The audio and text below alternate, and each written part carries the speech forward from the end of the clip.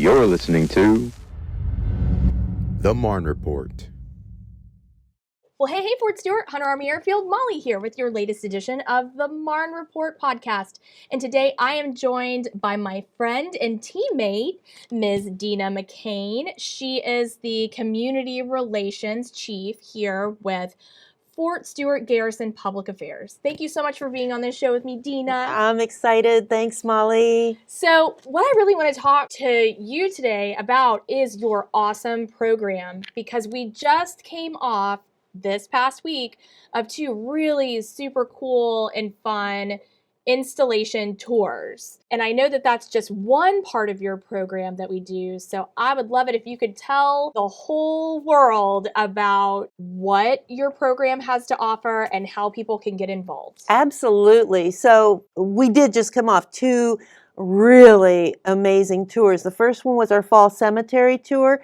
We had over 50 people come. We got on a bus and we went out to the Fort Stewart training areas and visited 8 cemeteries. It was wonderful, and the rain did not stop us at all. And then I also arrange and organize our quarterly Come Meet Your Army tour, and anybody can come to that. This particular time we had a group from Georgia Southern, a group of their staff and faculty and administrators came, along with the Savannah Recruiting Company brought some kids that, were looking for options, of what they were going to do after school. So it was 2 really diverse groups that we had here. And that's only part of it. Anybody can come visit Fort Stewart. If you have a military ID, you're good to go. Yeah. If you're not military related, please just visit one of our visitor control centers at either Fort Stewart or Hunter Army Airfield and get a pass. You can go to the museum, you can go to our bowling alley, you can go to our Living Memorial Warriors Walk, the golf course. Sure. So there's many things that anybody can do on Fort Stewart. Anybody that wants to visit one of the cemeteries, just give me a call. Sure. And what's your number? 912-210-9374. You can call or text me. Cool. I just need a couple of weeks to know, so that I can make arrangements for you and your family to go out there, and we'll make it happen for you. That is awesome. So tell me a little bit more about the Come Meet Your Army tour and what happens on that tour.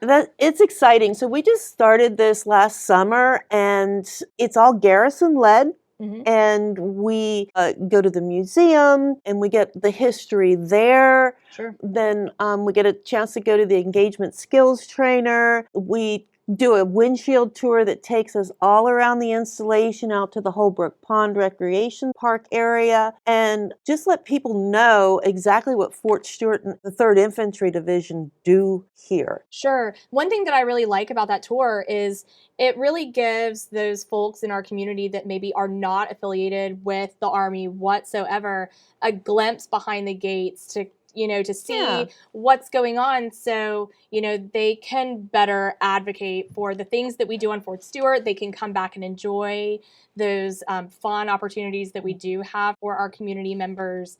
And it is just always so much fun to see them connect those dots. Yes, yes. I love that when the light bulb goes on and they're like, I had no idea what y'all do here on Fort Stewart and Hunter Army Airfield. I mean, we have 288,000 acres here on Fort Stewart alone, and all the training ranges. And I know we get a lot of noise complaints, especially when the 3rd Infantry Division is very active out there. Sure. But to get to see that. Oh, yeah. And that's where people, like you said, connect the dots and say, oh, you really do this here. The Army does actually train at night.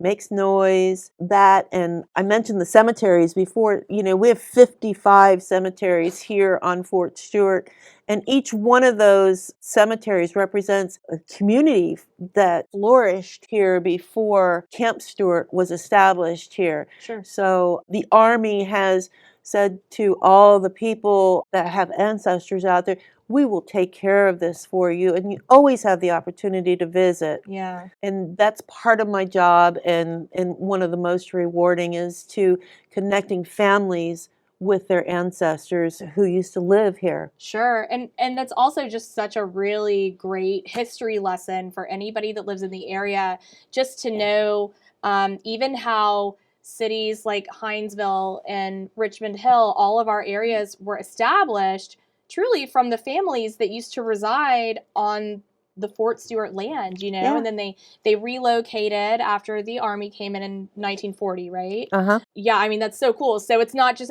especially on you have spring and fall cemetery I tours. do. And not just families, affiliated families can go on those. Absolutely anybody can go on them. Right. And they're very, very neat and Yeah. beautiful. You have no idea.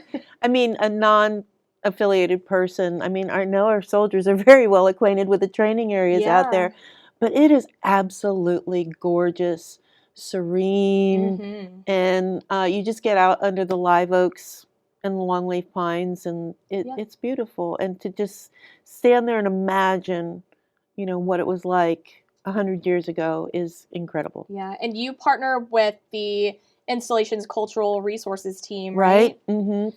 And our conservation law enforcement team, they escort us through there because Lord knows I would get us lost. And then, Brian Greer and his team come out and they add to the history because they're the archaeologists for the installation. Yeah, it's fun. That's so cool. I just want to invite everybody to come on one of the tours. Yeah. And because we have 6 a year that anybody can come on. Yeah. And you also do other things in addition to the tours, correct? Well, I am the liaison between the community and the installation and the 3rd Infantry Division. So people know me and they can call and say, so like whenever you're out at a community festival or something like that, and you see our 3rd Infantry Division band there, or a color guard marching in the parade, I had a little bit to do with that because I connect those requests with the 3rd Infantry Division, who tasks the soldiers to march in the parade or play at their festival or something like that. There's also, for anybody who may be hosting an event out in the community that would like elements of Fort Stewart or the 3rd Infantry Division to be a part of whatever they are hosting, there's a request form for that, correct? It is a DD Form 2536. Now, if you are an event planner, please get that into me no less than 120 days prior to the event, because it's really difficult to task soldiers that are already in a regimented training, calendar, stuff that they have to do, and then we redirect them to, participate in a community event. We have to have that time in order to do that. But just give me a call if you have any questions. My number again is 912-210-9374. Well, Dina, you have a very cool program. I have the best job in the Army, period. Yeah, so fun. I mean, just so great to always connect the community with Fort Stewart and Hunter Army Airfield. That is just wonderful. It is. Well, is there anything else that you'd like to add about your program? Dates for the 2023 Come Meet Your Army Tour will be coming out soon. Connect with our Team Stewart website because we'll advertise the dates there, and then you just call me or text me and let me know you're coming, and we'll take you out on a tour. Absolutely. And the same goes for the cemetery tours as well. And then we'll also publish those on all of our Fort Stewart Hunter Army Airfield social media channels, and we've got them all. So please make sure to follow us on social media.